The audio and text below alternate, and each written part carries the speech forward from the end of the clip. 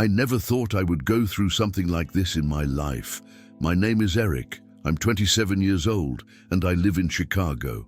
Until that day, my life was absolutely ordinary, with nothing that really stood out. I worked at an IT company downtown, had a boring, frustrating routine, the kind that makes you question whether it's really worth waking up every morning. I was never a religious person, nor interested in spirituality or conspiracy theories. To be honest, I always thought all that was nonsense, something made up by people who liked to invent stories or needed to believe in something different. But on that January morning in 2025, everything I believed changed radically. I was late for work and annoyed by the usual chaotic traffic. I was driving distractedly, listening to music and trying to control my anxiety so I wouldn't explode with anger early in the day. When I stopped at the traffic light near Michigan Avenue, something completely unexpected happened. I heard a loud horn very close by, and before I could even look properly, I felt an enormous impact on the left side of my car. It was a huge truck which ran the red light and hit me head-on. The last thing I remember is the sound of twisting metal, breaking glass, and an intense pain throughout my body that lasted only a second before everything went dark and silent. In that moment, I had an absolute certainty. I had just died. And strangely, at that moment, when everything went dark, I felt more relief than fear, as if I could finally rest from that life I had been complaining about so much.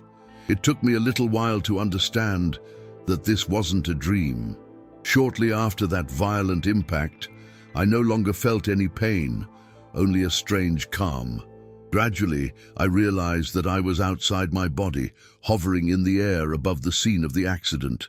I saw my car completely destroyed, firefighters and doctors desperately trying to pull me from the wreckage, racing against time. It was a very strange feeling to watch everything without being able to do absolutely anything. I wanted to scream, to warn that I was still there, conscious, but no one could hear me. Desperation began to take over me, especially because I could clearly see the paramedics performing resuscitation maneuvers with no success. It was surreal to observe my motionless body down below while I was there, fully aware. I felt an enormous anguish at being completely powerless in the face of my own death. I had never felt so small and fragile as in that moment, watching life slip through my fingers and realizing that there was absolutely nothing I could do. Before I could think any further about it, I began to be pulled away from the accident scene. It wasn't an unpleasant feeling. It was like an invisible force gently guiding me to another place. In a few seconds, I saw everything becoming distant, as if the physical world were just a blurred image. I entered a dark place, resembling a tunnel, but I felt no fear whatsoever. On the contrary, the further I advanced, the stronger the feeling of warmth and safety became. At the end of the tunnel, there was a bright yet extremely gentle light that seemed to call me. With every passing moment, I felt a strong emotion growing inside me, as if I were coming home after a long journey. That light was not just any common brightness. It had something very special, a feeling of love and acceptance that I had never felt before in my entire life. When I finally reached the end of that tunnel, I felt an indescribable sensation.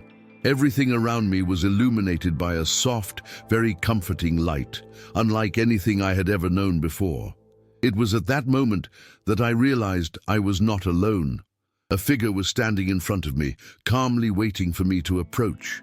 Even before I could rationally understand what was happening, I already knew exactly who that person in front of me was.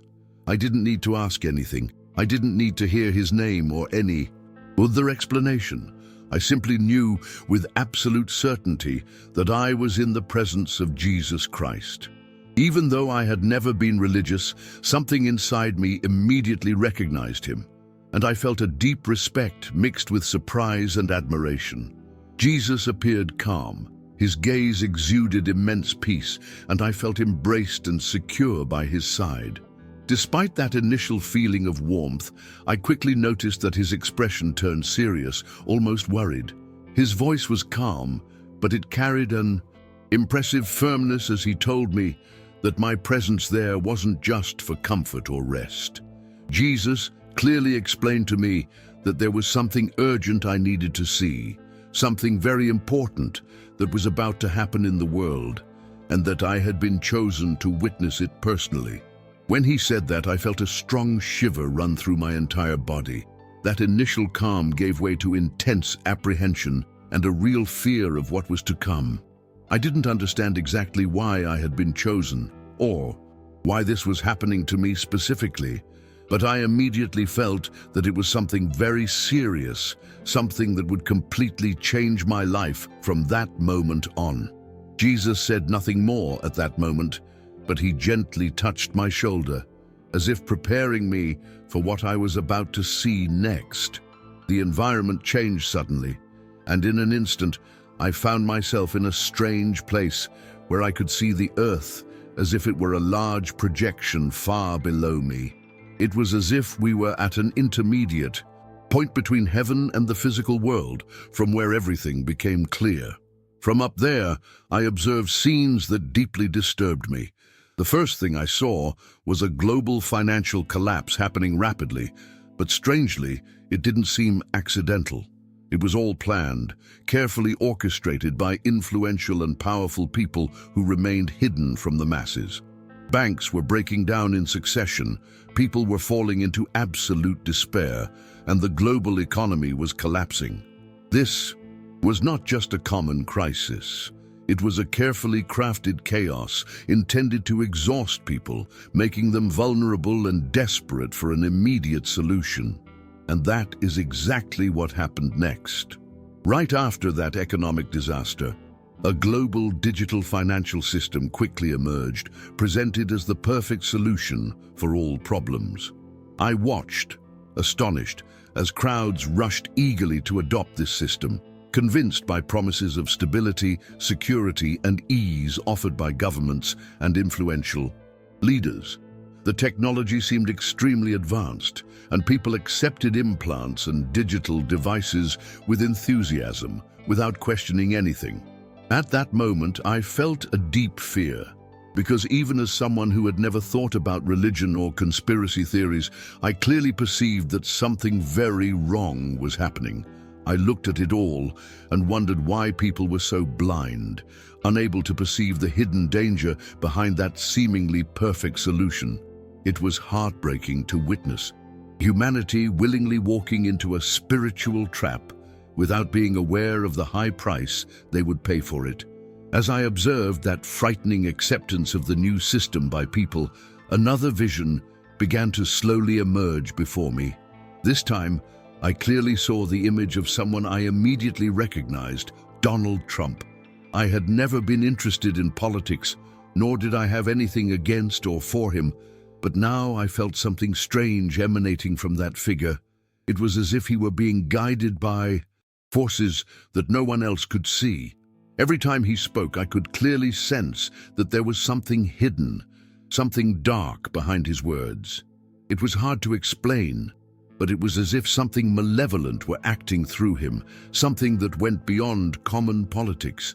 The most disturbing part was realizing that millions of people were being influenced, blindly believing that he would bring the definitive solution to all the problems they faced.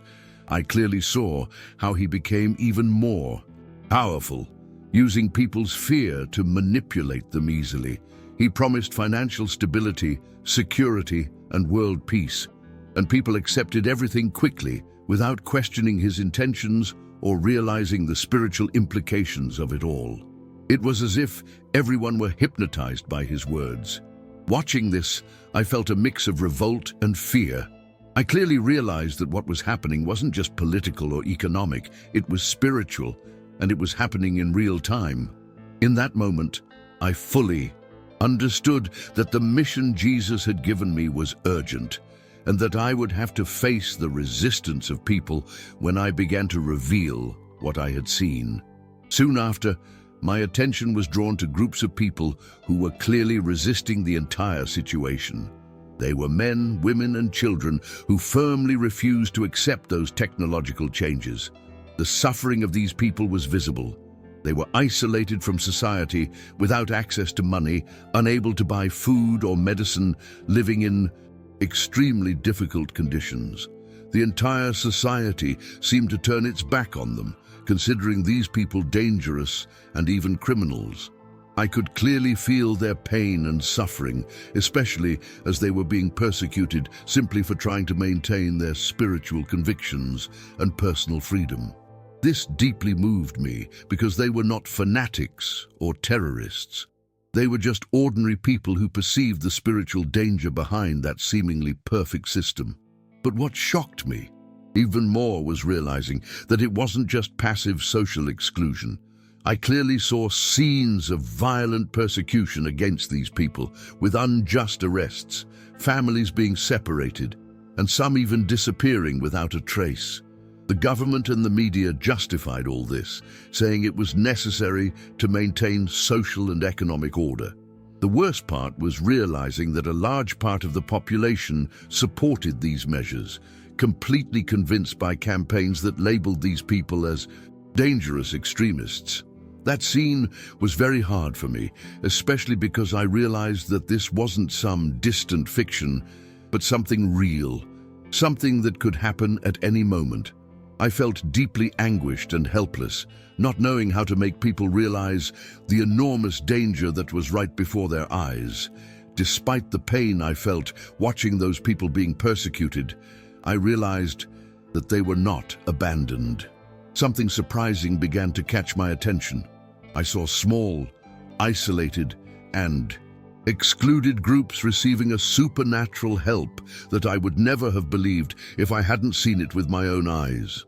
Amid extreme difficulty, food inexplicably appeared, multiplying right before the astonished eyes of those people.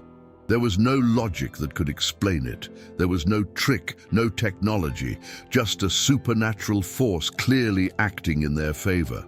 I saw severely ill people being cured instantly, without any medication or medical assistance. It happened naturally in response to the simple and pure faith of those communities. It was something powerful and moving that gave me goosebumps and filled me with wonder.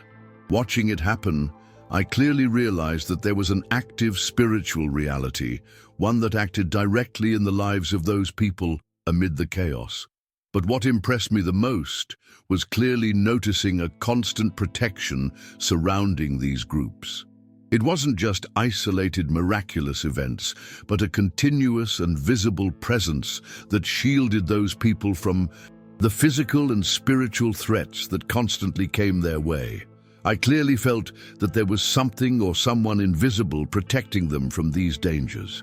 They weren't angels as I imagined or saw in movies, but strong, almost tangible spiritual presences that brought immense security. Witnessing all of this, I felt a profound hope for the first time since the accident. Even though those people were a minority, suffering so much persecution, it was clear that they had something special and powerful protecting them all the time. At that moment, I understood that despite all the difficulties and persecution, those people would never be abandoned by God.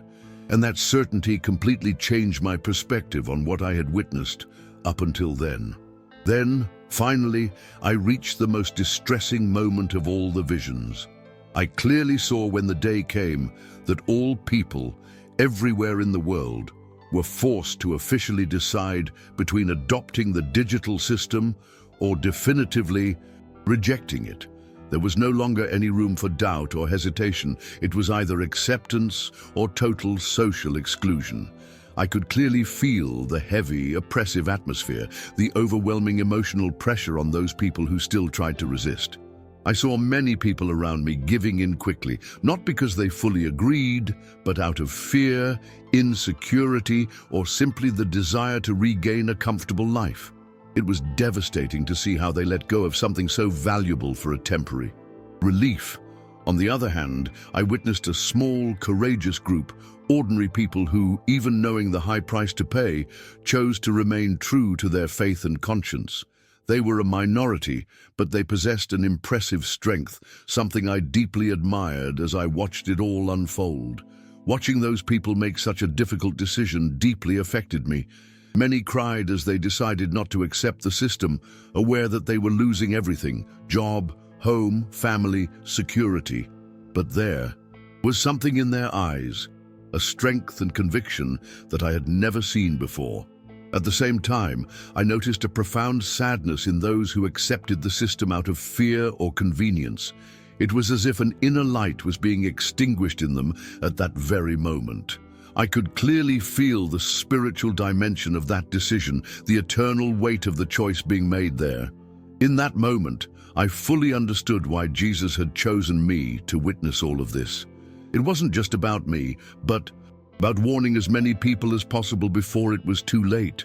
Suddenly, without any warning, I felt as if I were being violently pulled back into my body. It was a strange and intense sensation, as if I were falling from a great height.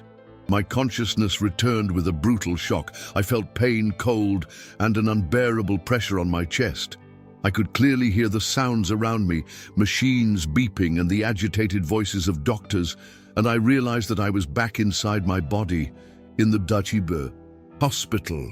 I slowly opened my eyes and saw incredulous faces looking at me, completely shocked that I had come back. I felt an uncomfortable tube in my throat and tried to move, but I couldn't do anything. The pain was absurd, yet at that moment, physical pain seemed insignificant compared to the immense emotional burden I felt. The only thing on my mind was everything I had seen on the other side, especially the absolute certainty that I urgently needed to tell the world about it all. In the following days, while I slowly recovered, I couldn't think about anything other than that experience. Every detail of the visions remained extremely vivid, almost impossible to forget. I knew that people would probably think I was going crazy or traumatized by the accident, but I couldn't simply keep it to myself. The anguish of knowing everything that was about to happen and being unable to do anything was enormous. But there was also a strong urgency inside me, something that constantly pushed me to share those revelations, even if no one believed me. I knew I would face rejection and judgment, that my life would never be the same again, but I couldn't remain silent. The weight of responsibility was immense, and I had no choice. I had to do something, even if I were alone. When I finally mustered the courage to tell my parents and friends what had happened, their reaction was exactly as I feared. My parents listened attentively, but I could clearly see the discomfort and disbelief in their eyes. My father tried to hide his unease by asking if I wasn't just overly impressed by the trauma of the accident. My mother seemed sad and worried about me, but I knew that deep down, she didn't believe me either. My friends were even worse. Some thought I was joking, others thought I had completely lost my mind, making awkward jokes about what I had said. In a short time, I clearly noticed that people began to distance themselves from me, as if they were afraid or ashamed to be associated with someone telling such strange stories. That rejection hurt me deeply, especially because I knew exactly what I had seen and how real it all was. At work, things quickly became complicated as well. I tried to discreetly talk to a few close colleagues, but that only made the situation worse. Soon, I noticed strange looks and malicious comments in the hallways. People thought I had completely lost my mind, or that the accident had left me with severe psychological damage. My boss, worried, called me for an uncomfortable conversation, suggesting that maybe I needed professional help. The feeling of social isolation I experienced during that period was devastating. I was completely alone, unable to make people understand the seriousness of what I had witnessed. The frustration was immense, and many times I even questioned my own sanity, even though I knew that everything had been absolutely real. In that moment, I clearly realized how difficult it would be to face the world with such a heavy truth on my shoulders. After weeks of living in that terrible loneliness, I finally met a group that changed everything for me. They were normal, discreet people who clearly understood what I had been through, because many of them had similar stories or were aware of the strange changes happening in the world. The first time I told my story to that group was extremely liberating. For the first time since the accident, no one looked at me with mockery or pity. They simply listened with genuine attention and deep respect. At that moment, I felt an intense wave of relief, as if someone had finally lifted the enormous weight I had been carrying alone until then. I realized that those people not only believed me, but fully understood what I was experiencing. The connection I felt with them was immediate and very strong, as if I had finally found the spiritual family I never even knew I needed. It was in that group that I met people who had already been preparing for the difficulties to come. Some had gone through experiences similar to mine. Others had awakened spiritually through different paths. However, they all had something in common: the conviction that the world was entering a very dangerous phase, exactly as Jesus had revealed to me. There I clearly understood that my mission was not to convince the entire world, but to alert those who were willing to listen and believe. Knowing that there were other people who saw and understood exactly what I was going through completely renewed my strength. I was no longer alone in that battle. Now I had real and concrete support, and that made all the difference to me. Even though I knew that many challenges still lay ahead, for the first time I felt complete confidence to move forward with my mission. Since that day when everything happened, my life has never been the same again. I completely changed the way I see the world and realized how vulnerable we are to things we never even imagined could exist. I often still wonder why I was chosen to go through that, since I had nothing special. I was just an ordinary guy with no interest in spiritual or supernatural matters. Today I know that perhaps it was exactly that indifference that made me chosen. Perhaps to show that it can happen to anyone, regardless of whether they believe or not. The hardest part, even now, is dealing with people who continue to think I'm crazy or fanatical because of my story. It's frustrating to realize that something so important is still seen by many as a mere fantasy or delusion from my head. But despite all of this, I do not regret anything. Even though I don't have all the answers, I know that everything I saw was real, and that experience changed my life forever. Sometimes I still catch myself remembering that serene and serious look of Jesus, the urgency with which he asked me to share all of this with people, and it's impossible to ignore. I can't explain everything rationally, but I know without any doubt that we're living in decisive and dangerous times, and that it is urgent to wake up before it's too late. I still don't completely understand why it happened to me, but I've learned that some things simply don't have a rational explanation. They just need to be felt. My mission is to keep speaking about all of this, even in the face of resistance or rejection, because maybe someone, somewhere, is exactly in need of this warning to awaken before it's too late.